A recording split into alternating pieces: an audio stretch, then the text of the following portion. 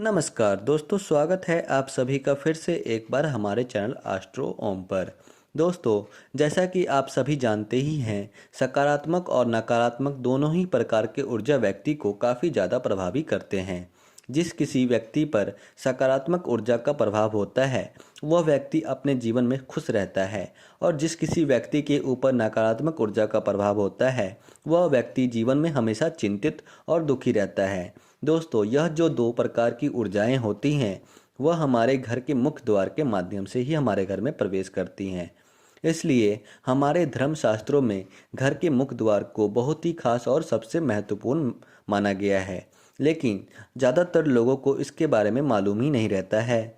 आप अपने घर परिवार में जो कुछ पूजा पाठ करते हैं, उसका प्रभाव आपके मुख्य द्वार के माध्यम से ही आपको मिलने लगता है। मुख्य द्वार के माध्यम से ही पितरों की कृपा प्राप्त होती है, और जितने भी प्रकार की अदृश्य शक्तियां पाई जाती हैं, वह हमारे घर के मुख्य द्वार के माध्यम से ही हमारे ऊपर अपनी कृपया दृष्टि बरकरार रखती हैं। अगर आपके जीवन में नकारात्मक शक्तियां का प्रभाव होता है, तो इससे जीवन में बर्बादी के लक्षण देखने को मिलते हैं, और नकारात्मक शक्तियां भी घर के मुख्य दरवाजे के माध्यम से ही प्रवेश करती हैं। जिस व्यक्ति के घर में सकारात्मक शक्तियाँ वास करती हैं और उसके परिवार के लोगों को देवी देवताओं के साथ साथ पितरों का आशीर्वाद भी प्राप्त होता है, तो फिर उसे जीवन में किसी भी प्रकार की समस्या का सामना नहीं करना पड़ता। हर क्षेत्र में लाभ ही लाभ मिलता चला जाता है। ठीक इसी विपरीत, जिस व्यक्ति के घर में नकारात्मक हावी हो जाती हैं, उस घर में हमेशा ही लड़ाई झगड़े बने रहते हैं।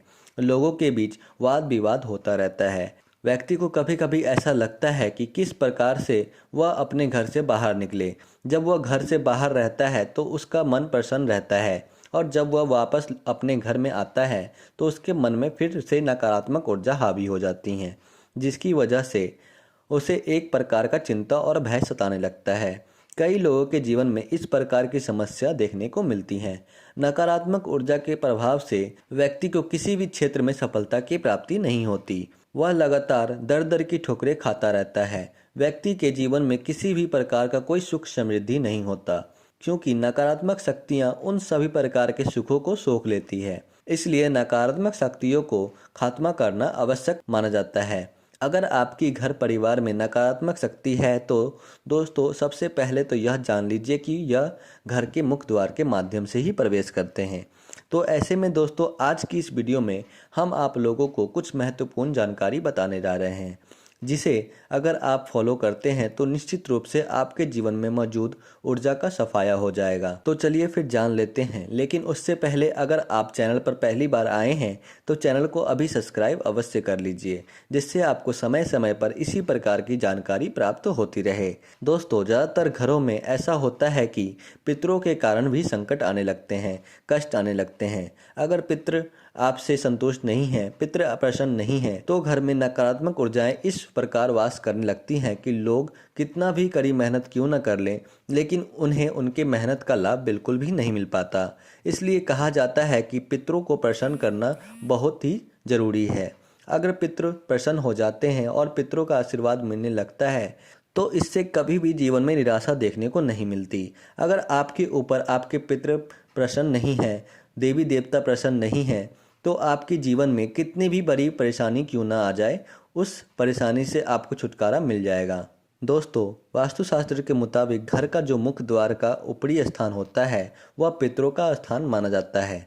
यानी कि घर के मुख्य द्वार के ऊपर पितृदेव और कुल देवता निवास करते हैं। अगर आपके घर में वास करने वाली पितृ मजबूत नहीं है, आपके कुल देवी और देवता मजबूत अवस्था में नहीं है, तो ऐसे घरों में नकारात्मक ऊर्जा का संचार होता रहता है, जिस कारण हमेशा घर के सारे सदस्यों के बीच आपस में ही लड़ाई झगड़े होते रहते हैं। आपको बता दें, यह सारी चीज़ें घर में मौजूद नकारात्मक ऊर्जा के कारण होती हैं।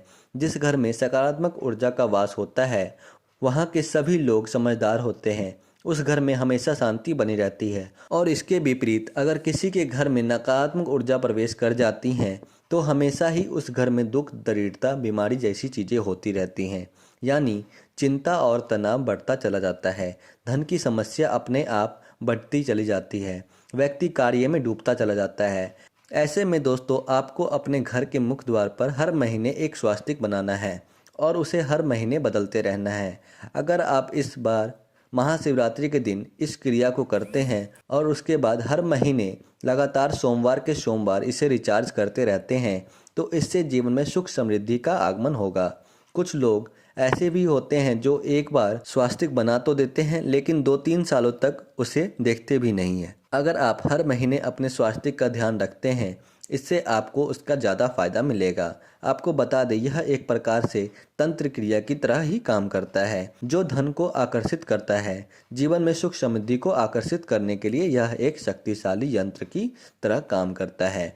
अगर आपके घर में धन समस्या बनी रहती है और आप दिन रात परेशान रहते हैं, तो ऐसे में आपको हल्दी से एक स्वास्तिक चिन्ह बनाना है। आपके घर में शत्रुओं की नज़र है, शत्रु आपको परेशान करते रहते हैं या फिर आपके बच्चे आपका कहना बिल्कुल भी नहीं मानते हैं, तो ऐसे में सिंदूर, चंदन और घी को मिलाकर आपको अपने घर के मुख्य द्वार पर एक स्वास्तिक चिन्ह बना लेना है।